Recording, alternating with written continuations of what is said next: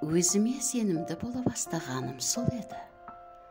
Сақына көзімнен бұлбұл ұшты. Ұтылғаныма мойынсынғанымда жеңіске қол жеткіздім.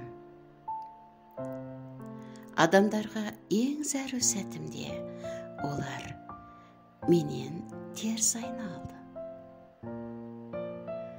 Жыламауды үйренгенімде иығын тосатын жанға жолықтым. Мен дүниені жек көріп үйренген кезімде әлдекім шын сүйіп, махаббатқа сендірді. Пенделікпен не жоспарласаң да, өмірдің саған деген жоспарын біле алмайсың.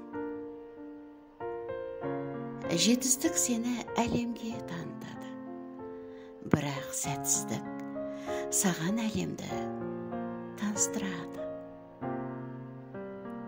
Әрдайым бақытты сезіне білуі керек.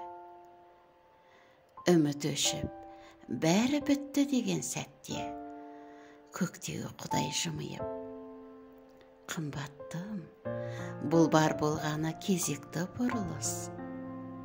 Бәрі бітті деуге тым ерте дейтіндей.